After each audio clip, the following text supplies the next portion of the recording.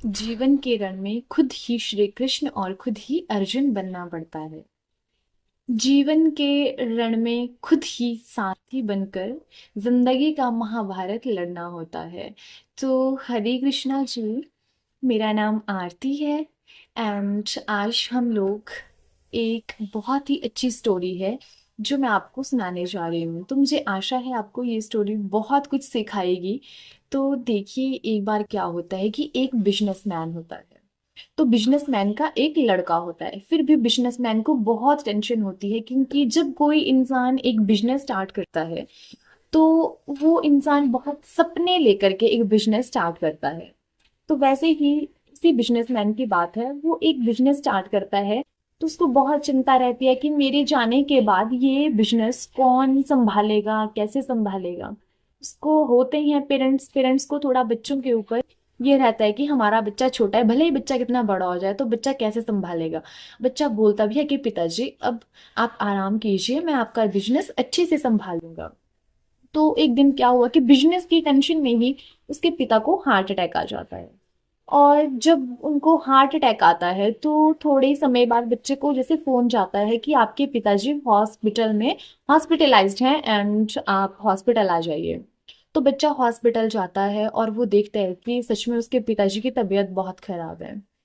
तो बच्चा बैठता है, अपने दोस्त को फोन करता है कि मेरे पिताजी को ऐसे ऐसे हो गया है, दिल का दौरा पड़ा है, तो आप कृपया मतलब हॉस्पिटल में आ जाइए प्लीज।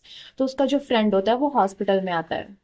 तो वो लड़का बोलता है कि अंदर भी चलो, जैसे हॉस्पिटल में सबका ही होता है कि थोड़ी अंदर घुटन सी होने लगती है, ज्यादा देर अंदर हॉस्पिटल में भी नहीं बैठ सकते। उसने सोचा कि थोड़ी फ्रेश हवा ले लेते हैं, थोड़ा सा बाहर निकलते हैं।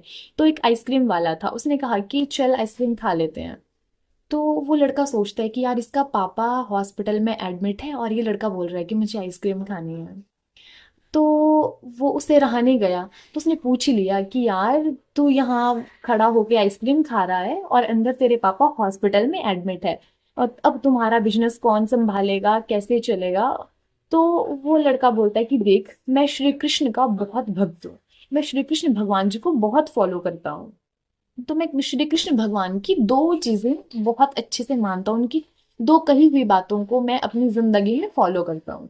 एक, पहली बात कि हम क्या करना चाहिए, हमें अपने काम करना चाहिए। तुम काम करो परंतु फल की चिंता मत करो। बोलता है कि मेरा काम है काम करना सच्ची निष्ठा से, सच्ची लगन से। तो मैं जो रही बिजनेस की बात, तो मैं सच्चे तन मन धन से, अपनी पूरी लगन से, पूरी निष्ठा से अपना काम करूंगा, और जो उसका रिजल्ट होगा वो भगवान के हाथों में है, फिर श्री कृष्ण के हाथों में है।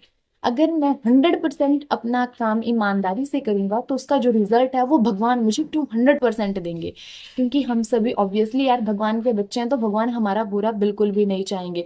देखिए भगवान, हम तो इंसान हैं, हमें तो भगवान ने दो हाथ दो पैर दिए हैं, चल फिर सकते हैं, अपना काम कर सकते हैं।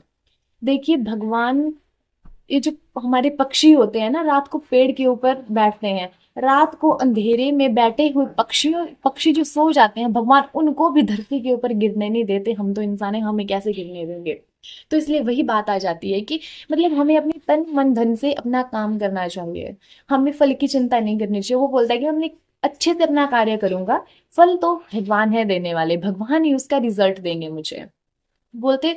और दूसरी बात ये है कि मैं आपको एक स्टोरी बताता हूँ। तो क्या हुआ कि भगवान श्री कृष्ण जो है, उनकी जो वाइफ है माँ रुक्मणी जी, उनको बहुत टेंशन रहती थी, क्योंकि उनका जब बड़ा बच्चा हुआ शादी के बाद, तो जो प्रद्युम्न जी थे उनका अपहरण हो जाता है। जब प्रद्युम्न जी का अपहरण हो जाता है तो माता रुक्मणी जी बहुत टेंशन में रहती हैं कि बच्चा कैसा होगा, कहाँ होगा। श्री कृष्ण जिनको समझाते ही हैं कि देखो, चिंता करके कुछ भी नहीं होगा, होगा वही जो भगवान चाहेंगे, जो भगवान के हाथों में जो विधाता ने लिखा है वही होगा। तो फिर भी रुक्मणी मैया बहुत टेंशन लेती है। माँ का दिल है, माँ का दिल बहुत कोमल होता है, माँ बहुत टेंशन लेती है। तो वैसे क्या होता है कि माँ रुक्मणी जी बहुत टेंशन लेती है, और 18 साल बाद उनको प्रद्युम्न जी मिलते हैं। तो जब माता रुक्मिणी को प्रद्युम्न जी मिलते हैं तो प्रद्युम्न जी की शादी मायावती से हो चुकी होती है। और जो मायावती जी थे वो उनसे 20 साल बड़ी थी। तो रुक्मिणी मैया पहले तो बहुत खुश होती हैं कि मेरा बेटा मुझे मिल गया। बेटा मिला पर वो थोड़ी दुखी होने लगी कि अब इसने शादी तो की पर खुद से 20 साल बड़ी लड़की से शादी कर ली। 1 साल, 2 साल, 3 साल, 8 साल बीत गए। माता रुक्मिणी, जैसे होता ही है, अब माताएं बहुत ऐसी होती हैं जिनको थोड़ी ऐसी चिंता रहती है कि हाँ बच्चे की ज्यादा टेंशन रहती है, कोई बहू पसंद आती है, कोई नहीं बहू पसंद आती है, तो वैसे ही था।